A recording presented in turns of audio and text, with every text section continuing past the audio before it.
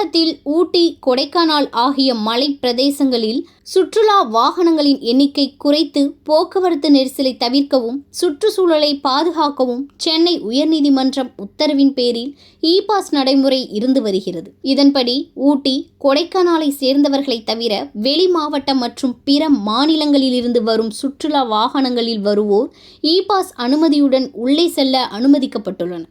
இதனைத் தொடர்ந்து கோவை மாவட்டத்தில் முக்கிய சுற்றுலா தலமாக விளங்கி வரும் மலை பிரதேசமான வால்பாறை பகுதிக்கும் போக்குவரத்து நெரிசலை தவிர்க்கவும் சுற்றுச்சூழலை பாதுகாக்கவும் சென்னை உயர்நீதிமன்ற உத்தரவுப்படி இன்று முதல் இ-பாஸ் நடைமுறை அமல்படுத்தப்பட்டுள்ளது. இன்று முதல் இ-பாஸ் நடைமுறைப்படுத்தியுள்ளதால் பொள்ளாச்சி அருகே உள்ள அழியார் வனத்துறை சோதனை சாவடியில் வால்பாறை வரும் சுற்றுலா பயணிகள் இ-பாஸ் பெற்று வருகின்றார்களா என்பதை அழியார் வனத்துறை வாகனங்களை நிறுத்தி கண்காணிக்கப்பட்டு வருகின்றன.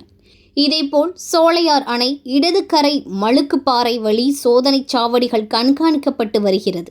சுற்றுலா பயணிகள் இ-பாஸ் பெறுவதற்கு இணையதளம் வழியாக விண்ணப்பிக்கலாம்.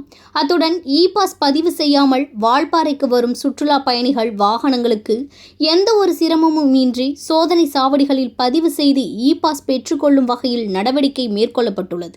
ஊட்டி, கொடைக்கானல் போன்று இந்த பகுதிக்கும் இ-பாஸ் கட்டாயம் என்பது நடைமுறைப்படுத்தப்பட்டதால் வனவிலங்குகளுக்கும் சுற்றுச்சூழலுக்கும் பாதுகாப்பாக இருக்கும். எனவே இந்த நடைமுறையை வரவேற்பதாகவும் சுற்றுலா பயணிகள் கோரிக்கை விடுத்துள்ளனர். இதனைத் தொடர்ந்து சனிக்கிழமை நாட்களில் அழியார் சோதனை சாவடியில் வாகன போக்குவரத்து அதிகமாக காணப்படுவது வழக்கம். இ-பாஸ் கட்டாயம் நடைமுறைக்கு வந்திருந்ததால் சுற்றுலா பயணிகள் வருகை குறைந்துள்ளது என்பது குறிப்பிடத்தக்கது.